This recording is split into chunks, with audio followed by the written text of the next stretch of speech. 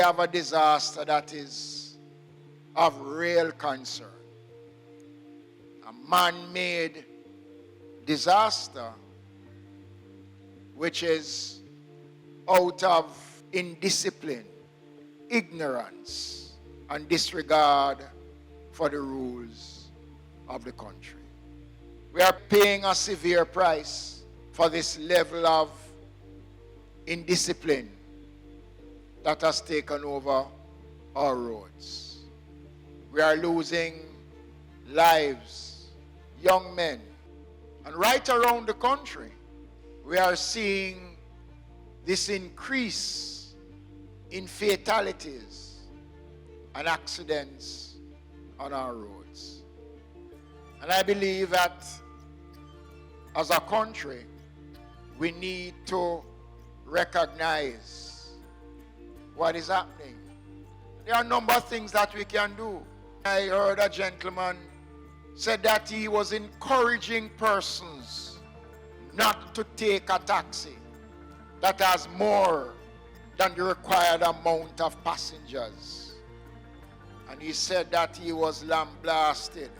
People cuss him out.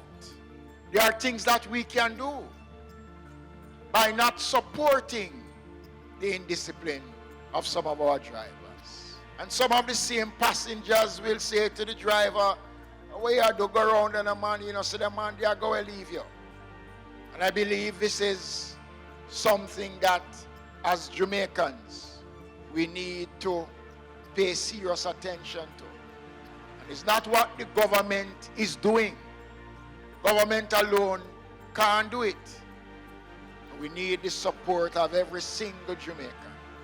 When the new Road Traffic Act comes into effect, I'm hoping that I won't hear people saying that is only poor people the law was made for. Many who have died on our roads are not poor. Let us not get carried away. Let us not be overcome by the culture of earning $1.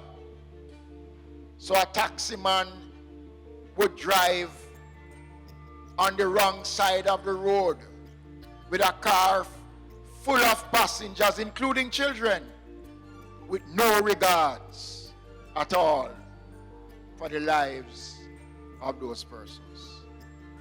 In the same way in which we use social media and other forms of information to be critical and raise concerns about issues, let us start a campaign in this country about the carnage on our roads and what we as Jamaicans can do and is prepared to do